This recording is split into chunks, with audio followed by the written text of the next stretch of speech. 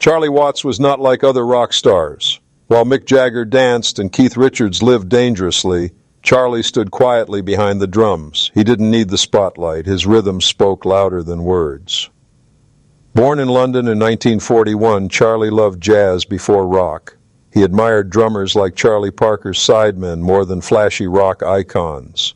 When he joined the Rolling Stones in 1963, nobody expected he would stay for nearly 6 decades, yet he became their heartbeat. Without him, the Stones might have sounded wild and messy. With him, they were sharp and unstoppable.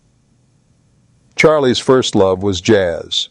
In his teenage years, he copied jazz records on his drum kit made from a banjo and some wires. He studied drummers like Max Roach and Elvin Jones. Jazz taught him discipline, timing, and swing. This background made him different from other rock drummers. When the Stones played blues covers in small clubs, Charlie gave their sound a groove that was both steady and stylish. He never overplayed. His style was simple but powerful. He once said, "I'm not really a rock drummer, I'm a jazz drummer playing rock." In 1963, the Rolling Stones needed a permanent drummer. Charlie was hesitant. He had a job as a graphic designer and loved his quiet life, but Mick, Keith, and Brian Jones begged him to join. Finally, he agreed. At first, he thought the band might last a few months. Nobody could imagine they'd soon be one of the biggest bands in the world. His crisp drumming gave the Stones their backbone. Songs like Satisfaction and Paint It Black became anthems, and Charlie's beats carried them. Charlie never acted like a rock star. He didn't crave fame, fast cars, or endless parties. While the Stones became symbols of rebellion, Charlie wore suits and stayed calm.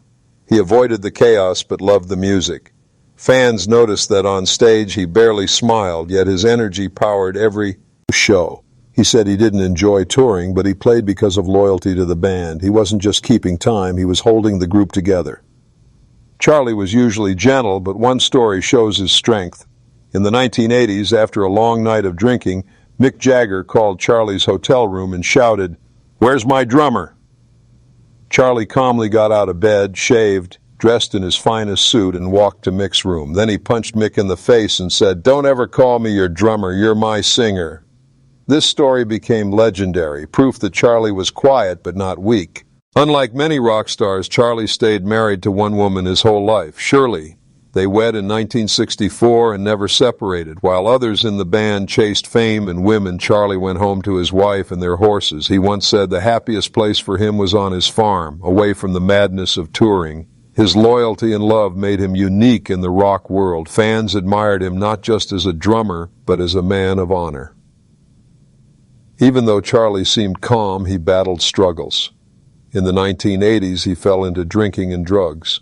At one point, he said he was a rich junkie, though nobody knew because he hid it well. Unlike Keith Richards, Charlie didn't brag about excess. He fought quietly and eventually stopped. His love for jazz and his family gave him strength.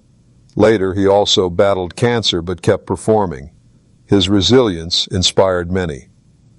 Charlie was known as the best-dressed Stone. He loved tailored suits, fine shoes, and sharp haircuts. While Mick strutted in wild clothes, Charlie looked like he had walked off Savile Row. His elegance was part of his identity. Musically, his style was just as sharp, never flashy, always precise. Other drummers admired him for restraint. He proved that power doesn't always mean noise. Sometimes it means knowing when to hold back. Even in his late 70s, Charlie played with strength. Fans couldn't believe how steady he remained. In 2021, he had to miss a tour because of health issues, the first time ever. Sadly, he passed away in August that year. The Stones were heartbroken. Mick, Keith, and Ronnie all admitted the band would never be the same without him. His drum beat stopped, but his legacy played on in every Stones song. Charlie Watts wasn't the loudest Stone, but he was the most essential. He gave the band rhythm, dignity, and balance. He lived a life different from the chaos around him, faithful, stylish, and steady. Even now, when fans listen to Jumpin' Jack Flash or Start Me Up, they hear Charlie's heartbeat.